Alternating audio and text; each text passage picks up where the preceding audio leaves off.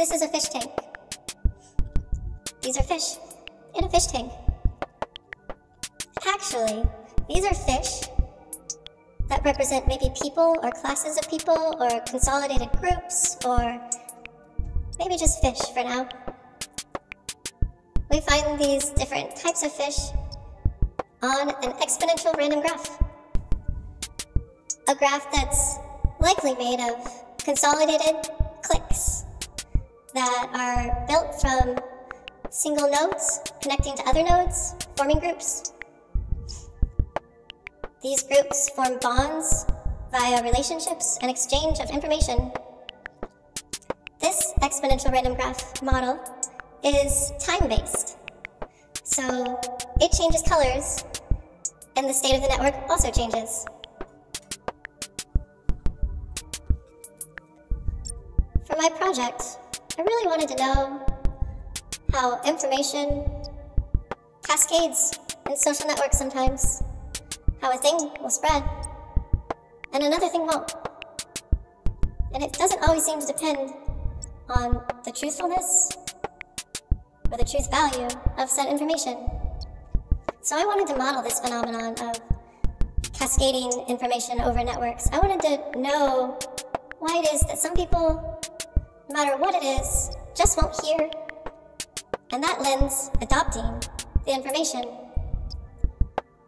See, this started by a researcher named Watts and Dodds, his partner, who were looking at how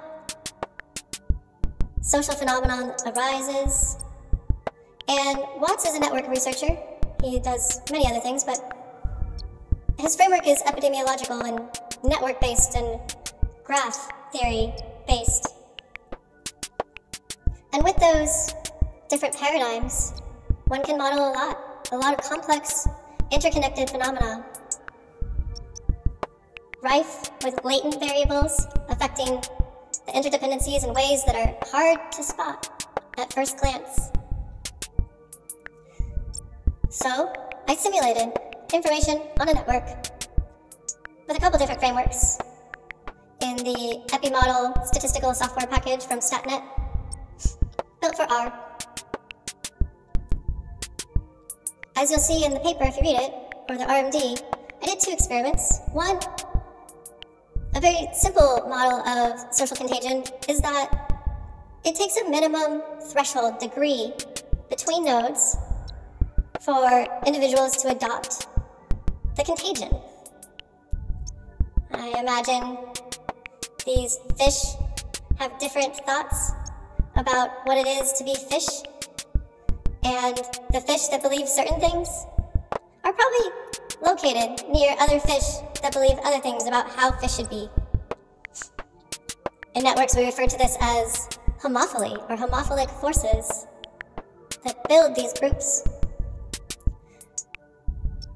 And then another experiment that I did and looked at how information passes and spreads on a network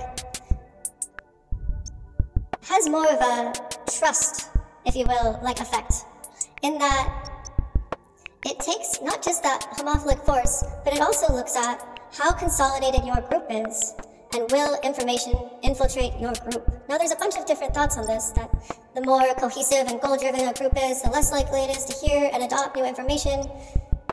It's hard to get into a clique, as most of us are remembered from our school-aged years. And it's no different in the real world with information spread. Turns out that the more a group has the same values, has higher clique connectivity, the more everyone in the group knows everyone else, the harder it is for outsiders to bridge the group. And I saw this happening in my sim, and it made a lot of sense. It made a lot of sense. So, this